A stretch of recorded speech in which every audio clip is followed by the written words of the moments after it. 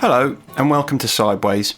This week we're talking about the reasons we come up with for going out and getting drunk, and the reasons we find for justifying our behaviour after the event. We also consider the pitfalls of facial hair in the music industry and discuss an elaborate but flimsy way of dealing with toothache. Why we make excuses. Hello. Hello, good evening. I can't hear you. Can you not? No, you can't hear me. Oh, that's a bit weird. Yeah, that's all right. I can hear you now. You can hear me, okay. Technical error at your end, probably. Can't have been me. Why make that assumption? Well, no, because I haven't done anything different from normal. Is your beard getting longer, or is it my imagination? It is actually, yeah. I'm making it a more of a bushy affair. Are you hoping to join ZZ Top?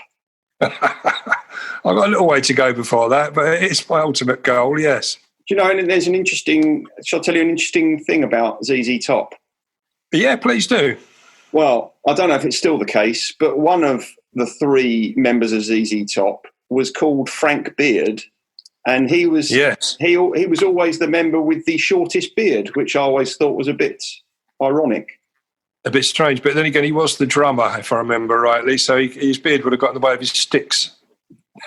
Oh yeah, you say that, but a long beard also would get in the way of the strings of a bass guitar or a guitar, wouldn't they? They would. We need to get them on the show and then have it out with them, really, don't we? I think what we're concluding here is that a very long beard is not necessarily conducive to being in a band. No, very, very true. Yeah. I think we can draw that assumption. But anyway, enough of this old chit chat.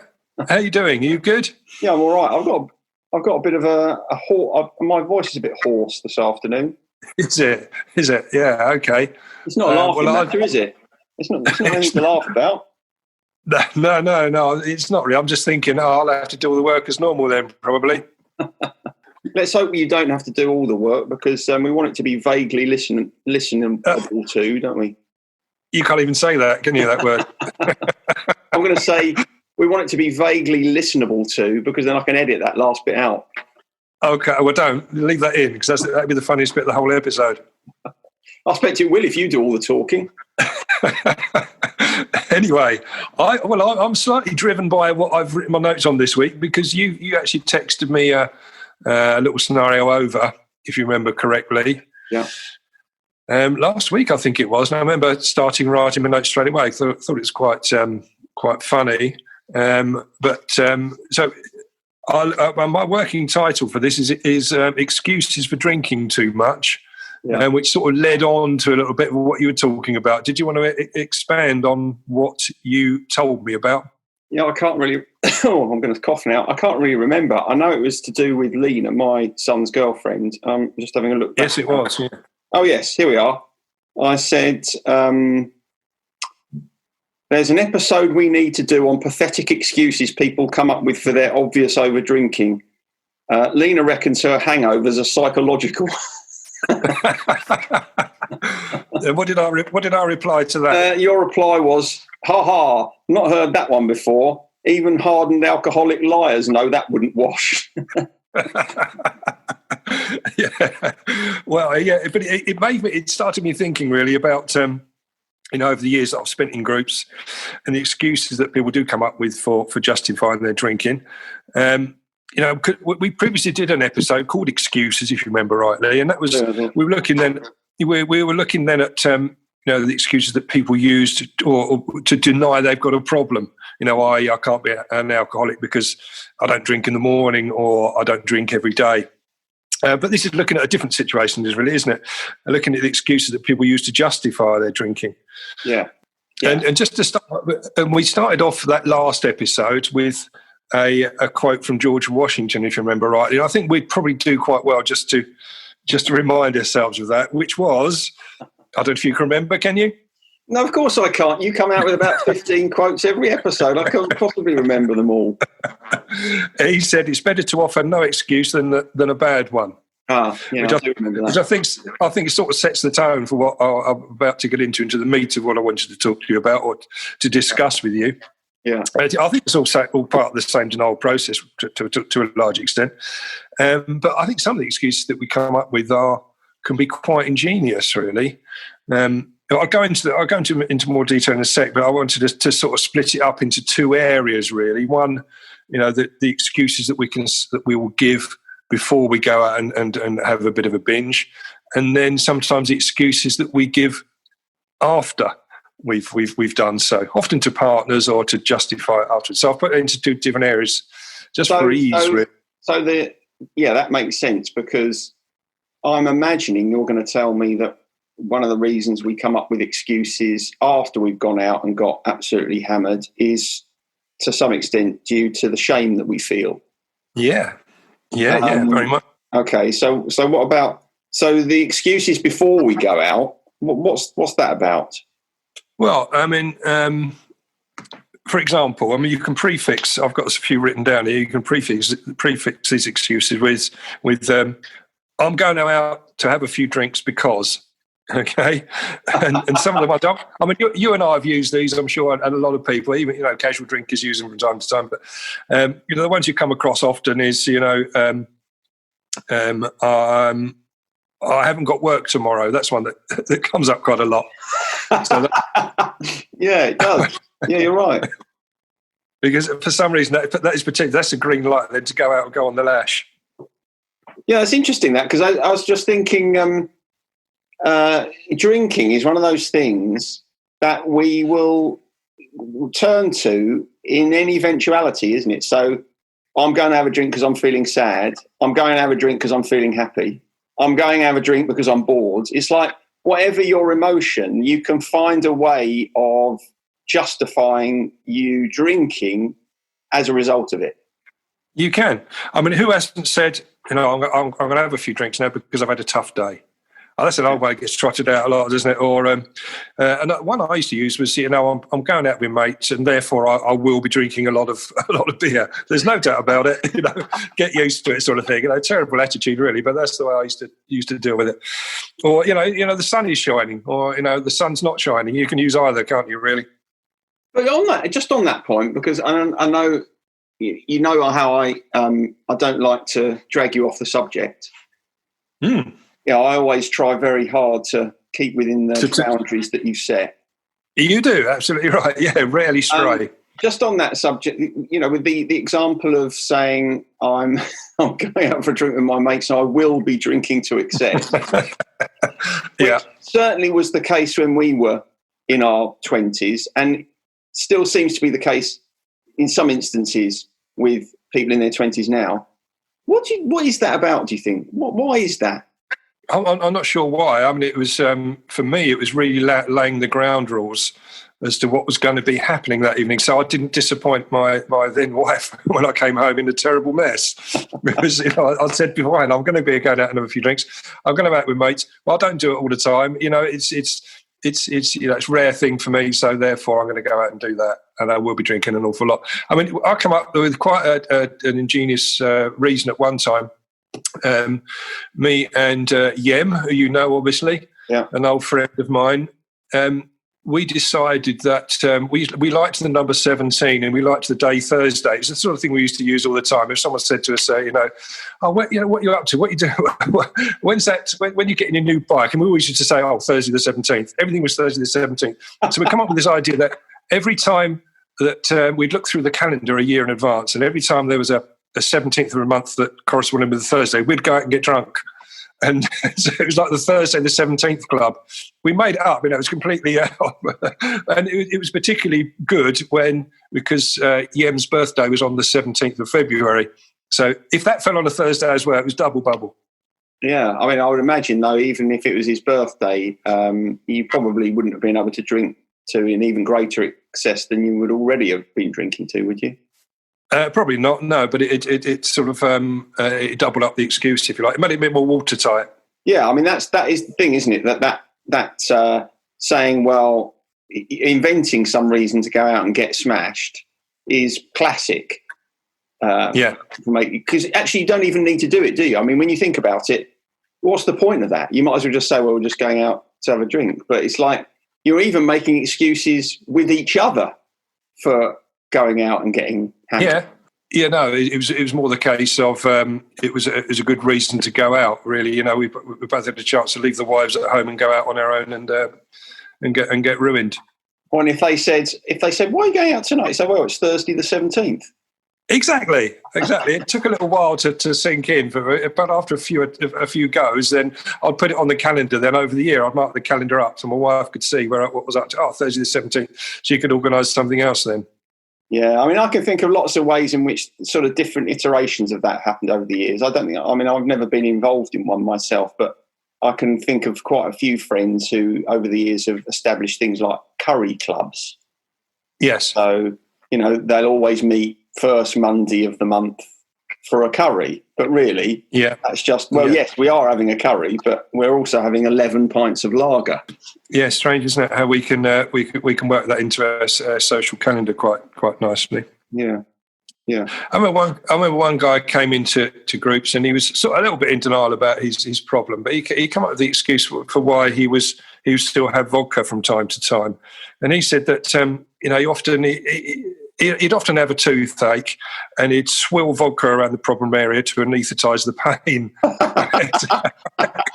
and I mean, people in the group were sort of sniggering, saying, well, probably wouldn't cloves do better? Or ideally a trip to the dentist, that might sort that out.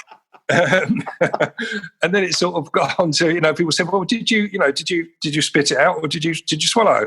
And so I had to, it could have potentially strayed into quite a difficult area there of brown baking area. So we moved on quite swiftly at that point. But I thought it was quite good, and he was very genuine in the reason why he had to have vodka in the house and why would we continue to drink it in the short term. There's one that I've heard from people quite a lot over the years, clients often, which is they'll say something like, "Oh, when I get to the end of a day, I just feel like I deserve a drink." And you think, "Well, what's that about then?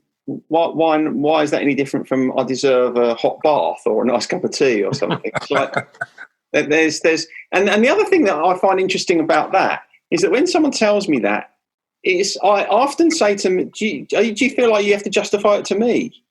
Because there seems to be this thing with making excuses that goes broader than justifying it to yourself, justifying it to your partner, justifying it to your family or whatever, where you almost seem to get to the point where you feel like you've got to justify it to everybody. I think so. When you are doing that, you are, and I think the easiest person is to fool is yourself. And so once you've done that, then you set about trying to fool the other people around you. I suppose it is part of the early part. I found I was using the excuses quite early on, but it was symptomatic of where I was heading. Really, yeah, it really was. But I think the most ingenious ones tend to come after the event. Really. Often to a partner where you wake up in the morning and then you're justifying, perhaps you've gone out and hadn't set the ground rules before, hadn't told your partner that things were going to get a bit messy, but they have done, and so you'd roll on home.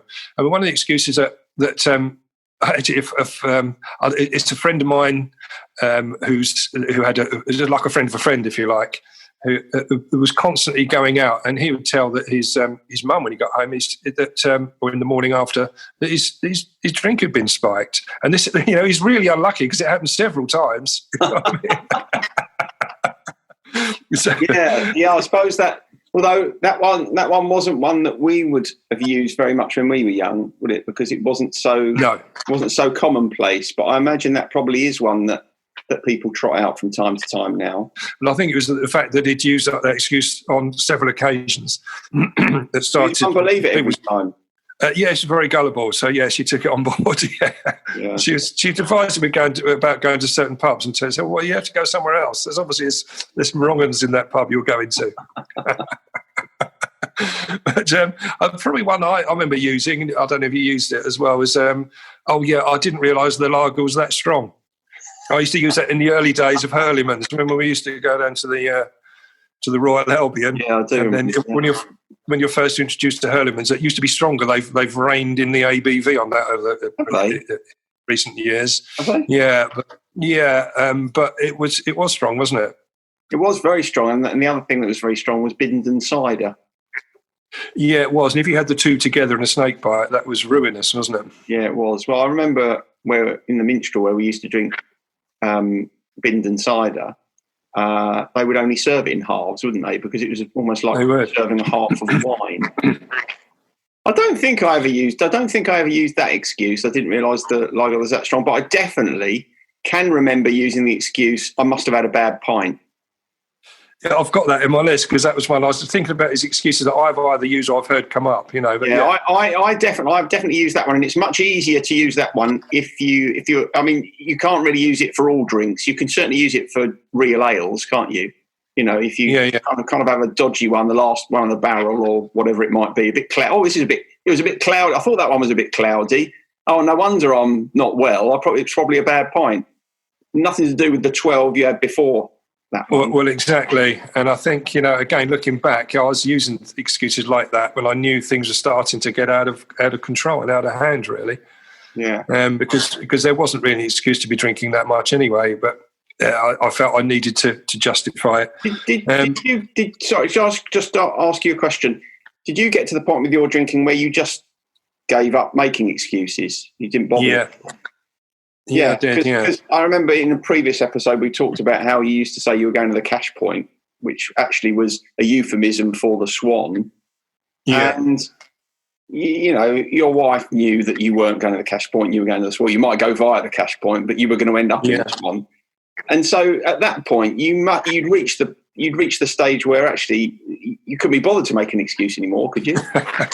Well, it was pretty flimsy, wasn't it? Well, it wasn't any point, was there? It wasn't any point making an excuse because everybody could see through it. Yeah, they could. In fact, I was a bit disappointed to drive past that very cash point a couple of days ago, and it's no longer there. It's been bricked up, and the Lloyds Bank is now a funeral parlour. Well, I think I think probably they closed that cash point when you moved because you probably used it. Yeah. You were using it every night, for goodness sake. Certainly, I think the usage went down, and the Swan's takings went down when I went into recovery as well. Yeah, it's quite surprising the Swan's still open.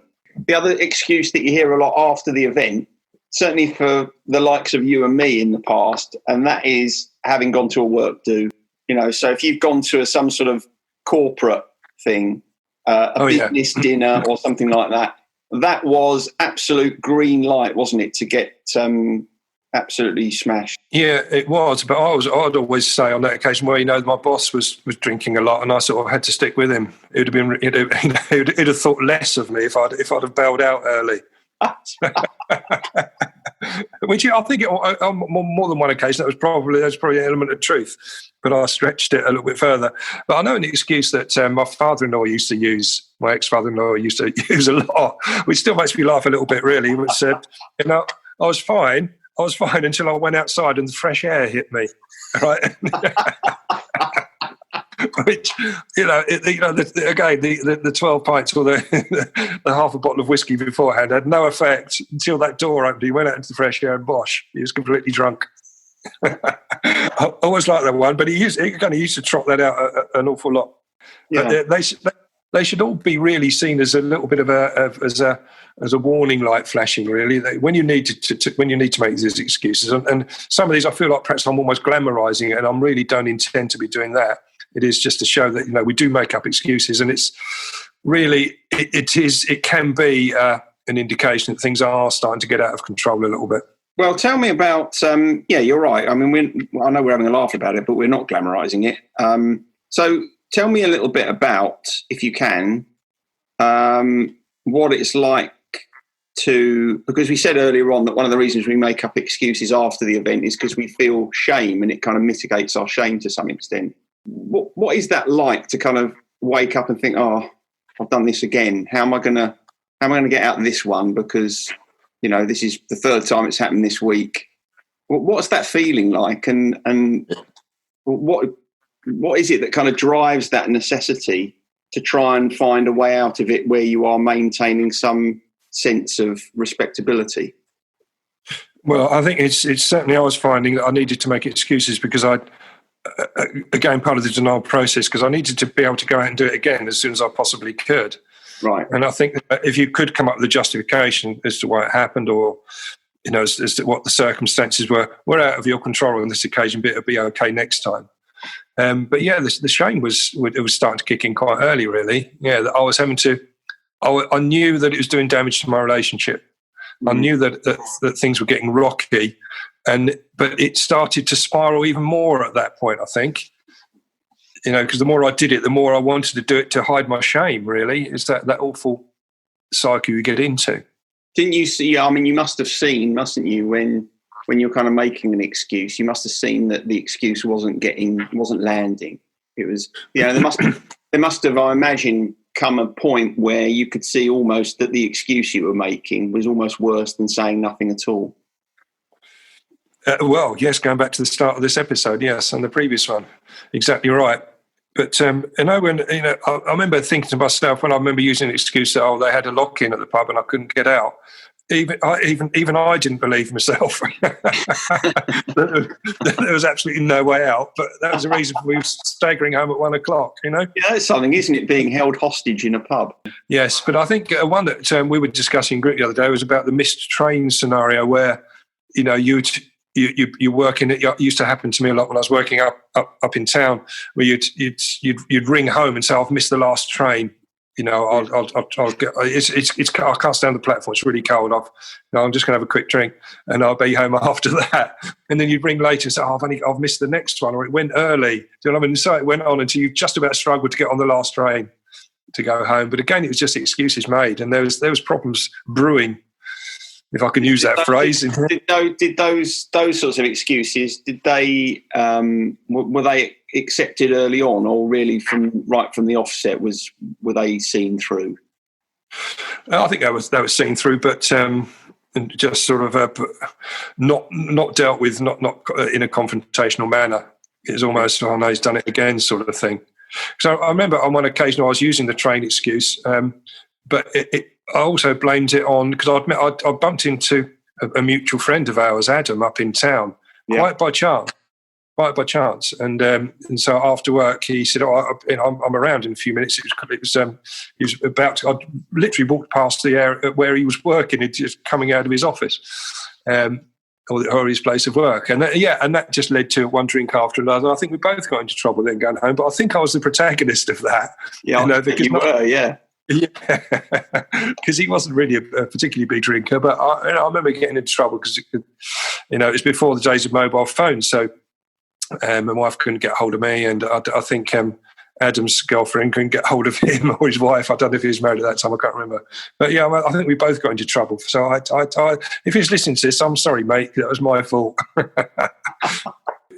Again, I'd make up anything. Anyway, I'd say I bumped into someone and they'd just been dumped by their girlfriend. I had to drink with him to, he's in a bit of a state. Sorry, I'm late home, all drunk again. So anything that comes into your mind, so you do try and get as ingenious as you can. But it is quite sad. And I think so many people we get that come into groups that where the drinking's got out of control, and they say they used to drink because they were stressed, or they're depressed, or they're sad. And I always think that excuse is actually a sort of an unwitting admission of a problem, isn't it? Because, if you do drink to numb the pain or to ease depression or repress sadness, often drinking can be seen as both the cause of and the perceived solution to many of the problems, can't it? Yeah, I mean, that's really why I was kind of raising the subject earlier on about, I wasn't expecting you to answer it, because, it's a malaise of our society, isn't it? But this feeling that we always need to go out and drink heavily to kind of take the edge off things, to give us a way of escaping, or to make us feel better from, a release from our stress or something like that.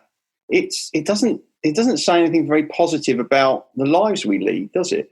So no. You're right. If someone's going out and drinking because they want to, feel a bit better, feel a bit happier because they're not feeling very good, or it relieves their stress, then you're never really getting to the nub of the issue, are you? You're never really dealing with the problem.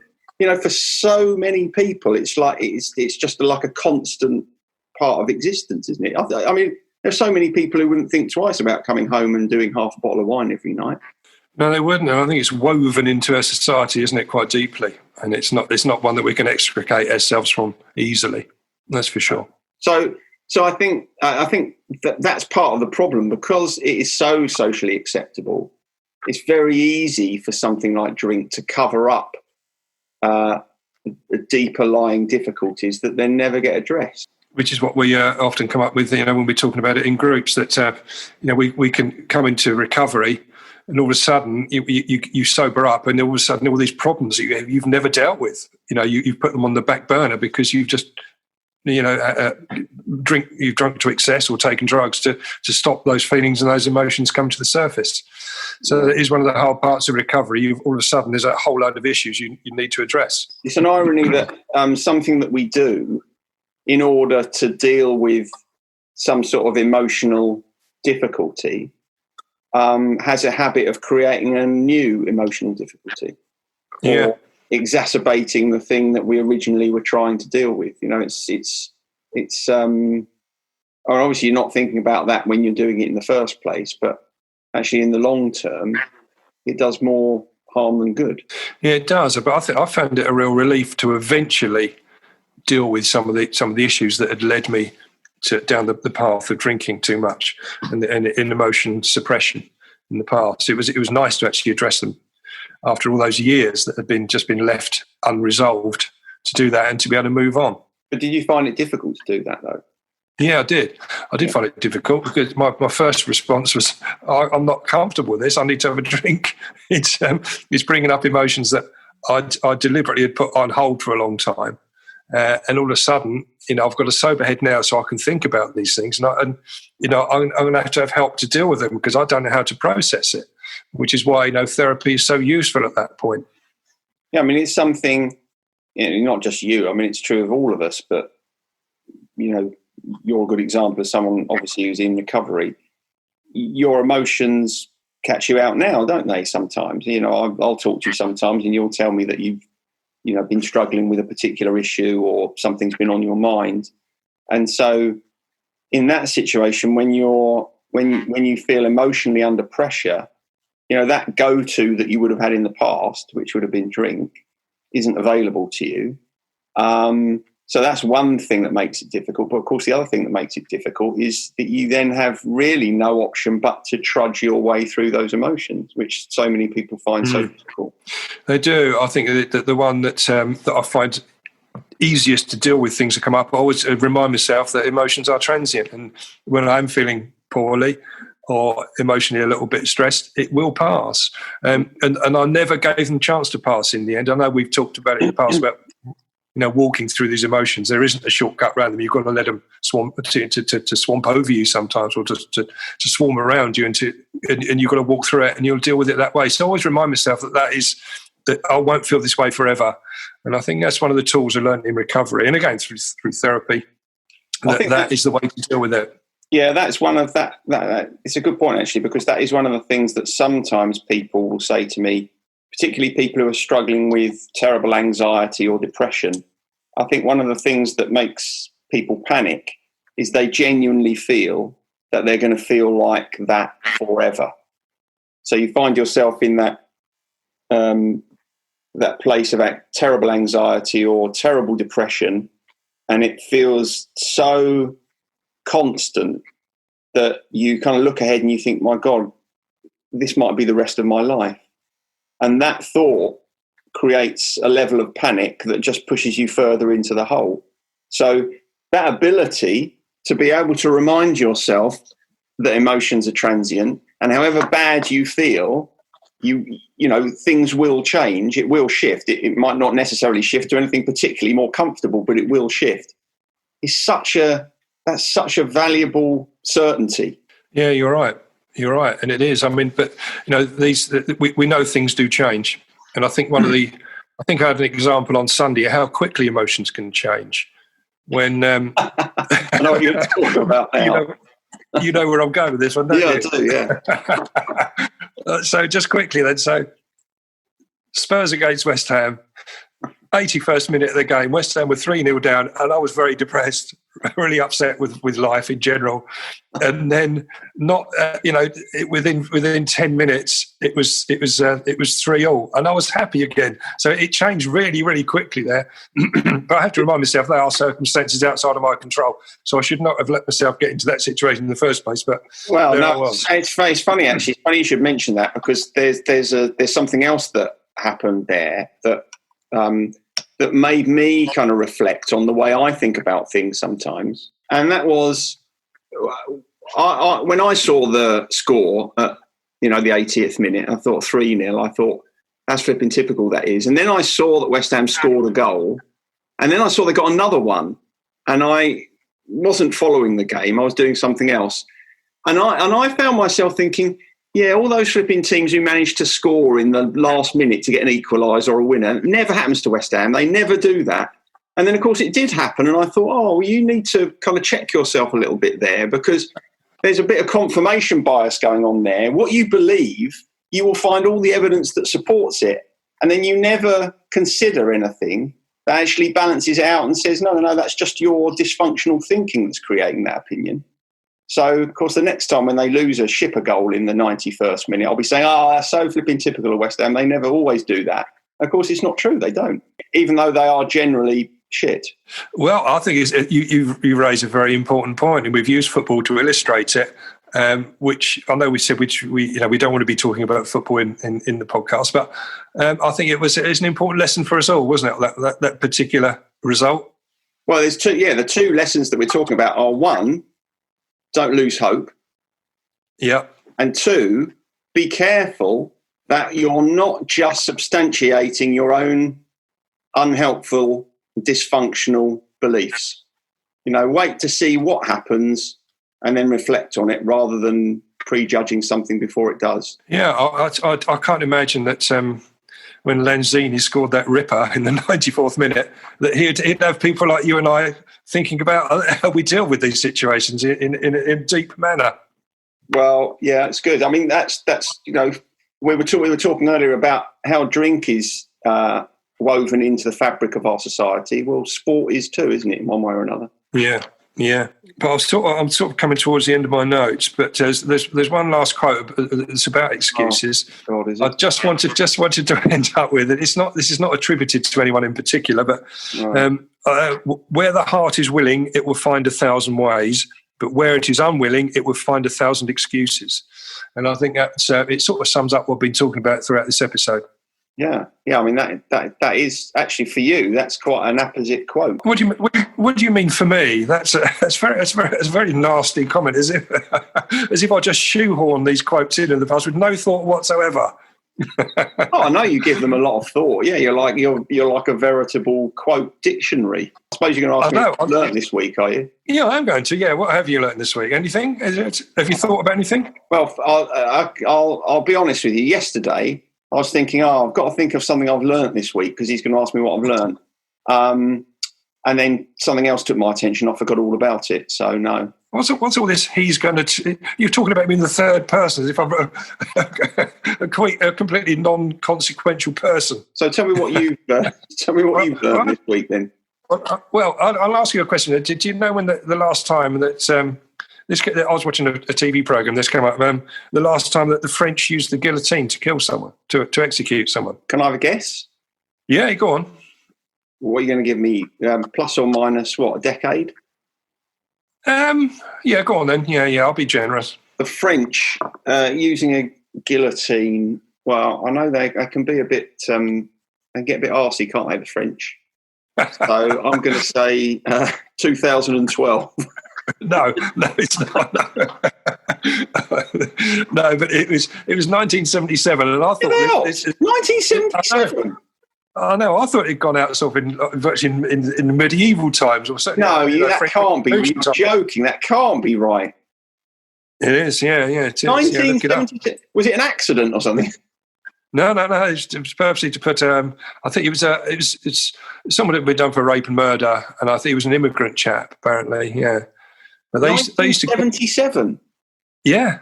I know. It just seems like yesterday. I mean, to the younger people perhaps listening to this podcast, it seems like an awful long time ago. But it's it was within our lifetime, wasn't it? That's interesting, because if you were now going to ask me what my musical guilty pleasure was, yeah, I don't know if you were going to ask me that.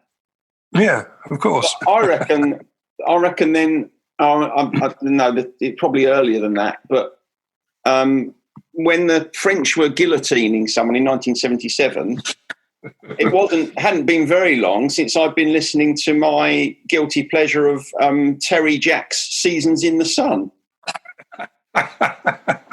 It probably wasn't, no. I would have put that more at 1973. What do you reckon? I think it's probably earlier than 77, because 77 we're talking, is the sort of punk era, wasn't it? I'm sure, because I remember Boney M, surely, Mar Baker, 1977, or that could have been 1976. Yeah, I think Terry Jack. I think that was a bit earlier, because I've got to say that I quite enjoyed that one. Yeah, I know. Yeah. But I've got a bang up to date one that I'm feeling very guilty about, that I like, a single that's out at the moment. Okay, right. A single that's out at the moment. Yeah. Blimey. Okay. I know. It's What the Future Holds by Steps. Yeah. You got quiet on me. I've got to the point now where I'm kind of questioning whether you're just. I mean, I questioned it a couple of weeks ago. I think you must be just choosing things for comic effect now. Steps, what with H? Yeah, well, they're proper steps. It's all there. Yeah, it's a good little single. You should get alongside it. Tell me what it's called again. It's called What the Future Holds. And you're telling me that you like it? Yeah. Well, I'm going to listen to it when we're finished, and I'm going to make an assessment as to whether you're telling the truth or not. Oh, okay. And I think perhaps you could try and do a little rendition of it for the intro and outro for this week's episode. What do you think? You know what happens if you ask me to do specific songs. You know that I won't do them, don't you? Yeah. I suppose. Yeah. On reflection, I shouldn't have said that, should I? Not really. Do Terry Jacks then. That means you're not going to do that. I can't do that either now, can I? Okay. So is that it then? You got anything else for me?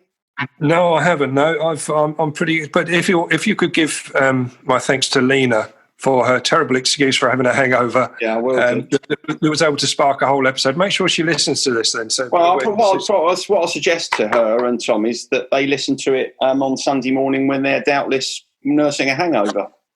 Excellent idea. Yes, I think so. Anyway, okay, good. So if you're done, I can go. I've got to make some individual lemon meringue pies now before bake-off. Sounds delicious. Yeah. Before bake-off. It's pastry week this week, and we have to have something, made from the week's theme every week when we're watching it. Oh, you actually join in doing that, do you? Well, if it's pastry week, I'll make something with pastry. If it's chocolate week, we'll have something chocolate. Yeah. How did Chocolate Week go? That was last week, wasn't it? When you say how did it go, in what sense? Was it a great episode? I mean, to me, they all sound very dull, but I know you get quite enthused about them. It was quite good. I was sorry to see Sura knocked out and going home, but to be honest, I couldn't argue with it because her cake wasn't baked. You know, you can't really expect to win a baking competition if you can't even bake your cakes, can you? I'm sorry, I drifted off there, mate. Sorry, I wasn't listening to what you were saying. All right. No. What was the correct answer? No. Yes. No. Whatever. All right. I'll talk to you soon. Yes, we'll do, mate. Okay. All right, mate. See you later. Then. Bye. Sideways was created by Graham Landy and Martin Pankhurst. If you want to read more about our work, visit grahamlandywellbeing.co.uk/sideways-podcast. You can follow us on Twitter, and you can find us on Facebook at Sideways Podcast, or you can email us to let us know what you think of the show and with anything you'd like to ask us. And finally, we want to thank you for listening and ask that if you've enjoyed what you've heard, that you spread the word.